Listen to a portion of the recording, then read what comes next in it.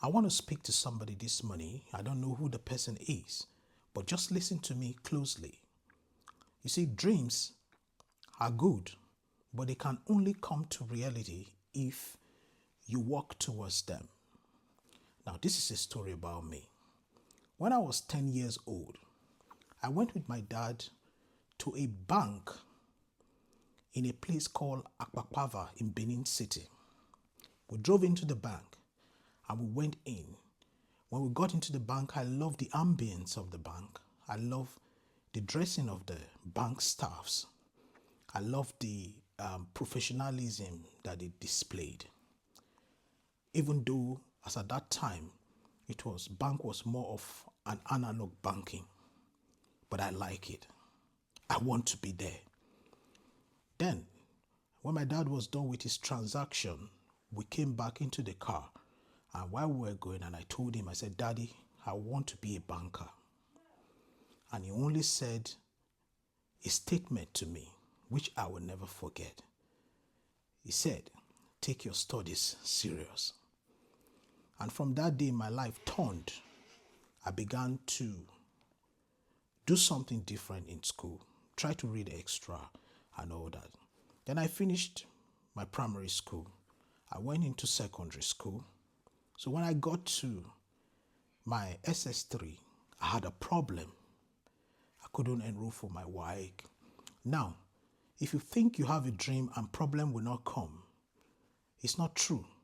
It's when you have a positive dream, that's when problems are waiting to kill that dream.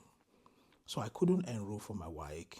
Then I was at home while other students were writing their secondary school examination. Then I can remember vividly, one of my friend, my lovely friend, he's still my friend today. His name is Godwin Idios. He invited me to his salon and said, you can't sit at home, come let me teach you how to barb. And he brought me into his salon and he taught me how to use the clipper to cut hair. And I started working there. So at the time when I was working as a barber, I was feeling a little bit comfortable. And something in me came up and said, that place is not your place. And while I was doing that, I brought in my books. I started reading again, preparing for my exam. Then I went ahead to write my WAEC. And I passed my WAEC. Then I got a form and got into university to go and study diploma in banking and finance. When I was done with my diploma in banking and finance, I got a direct entry form to go further and get a degree in banking and finance. And then I was able to get the degree. Then sometime after my degree, I was posted to Jos Plateau State, to go and do my NYSC.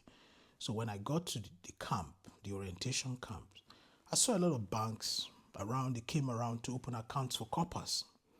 And I was always, around my friends. We're moving from our hostel to Mami Market.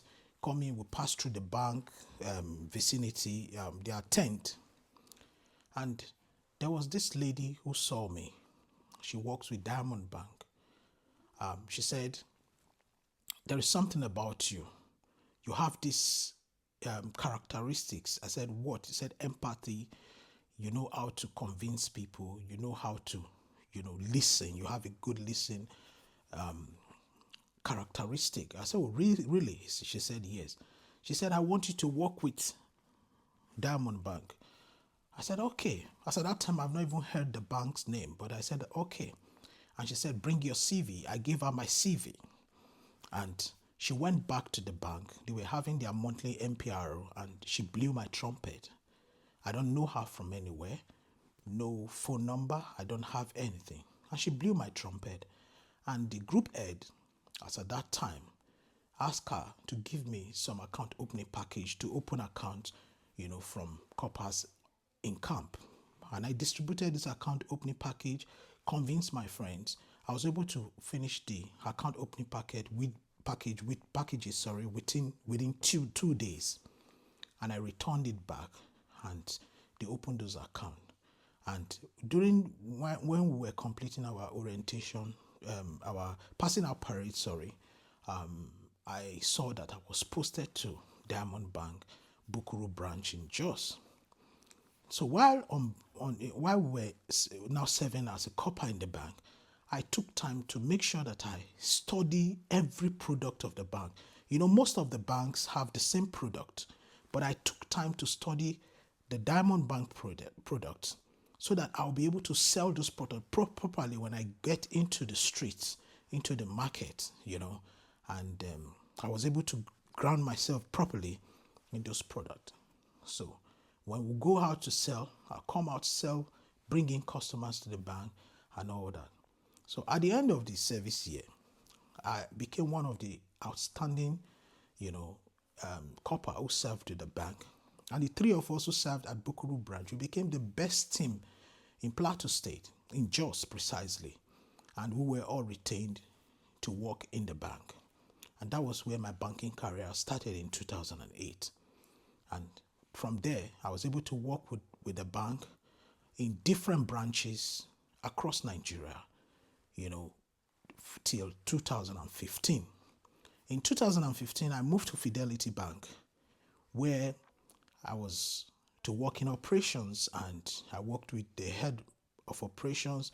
From there, I moved from one unit to another, fund transfer and all that, did a lot of banking and all that. Then that was how I was able to complete, you know, my time with Fidelity Bank. In 2020, I resigned, you know, and decided to go study abroad.